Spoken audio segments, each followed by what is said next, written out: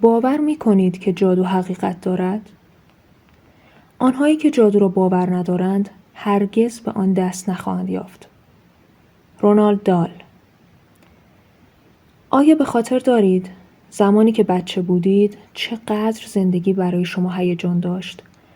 خیلی چیزها برای شما تازگی داشت. کوچکترین چیزها نظر شما را جلب می کرد. شبنم روی چمنها، پروانه‌ای که در هوا می چرخید، حتی یک برگ درخت و یا تکه سنگ عجیب روی زمین نگاه شما را با خود می برد.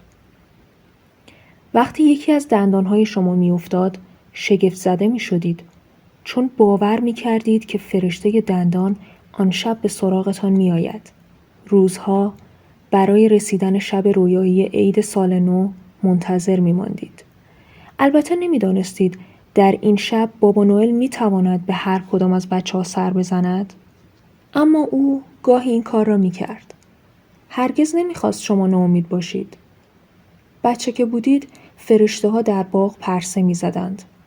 حیوانات خانگی مثل انسان ها بودند.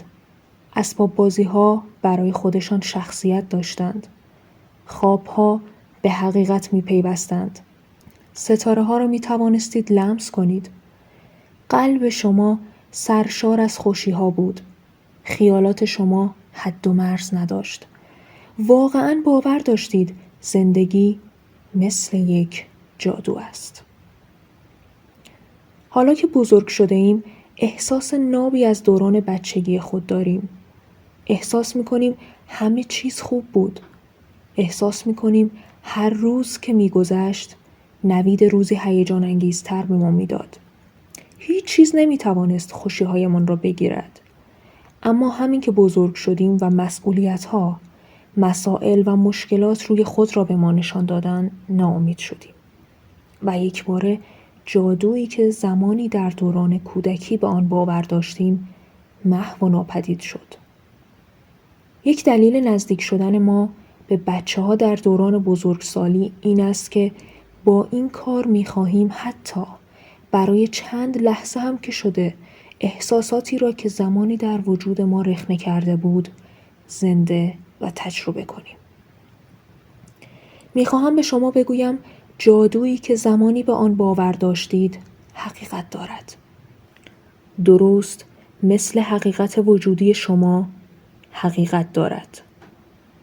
در واقع زندگی بزرگسالی می‌تواند بسیار رویایی‌تر، زیباتر و مهیج‌تر از دوران کودکی باشد.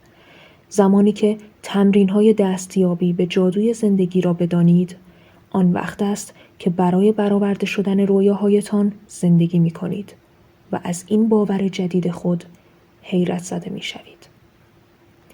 هرچند ممکن است دیگر با دقت کودکانه پرواز یک پرنده را نبینید، اما خواهید دید چیزهایی را که همیشه در آرزوی آنها بودید در برابر چشمان شما ظاهر می شود.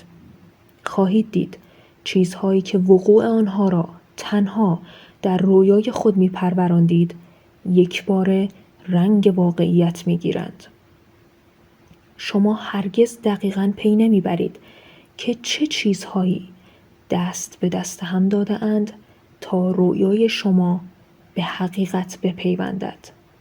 چون جادو در فضای نامرئی اتفاق می افتد و این خصوصیت مهمترین بخش جادو است. آیا حاضرید جادوی دوران کودکی را دوباره تجربه کنید؟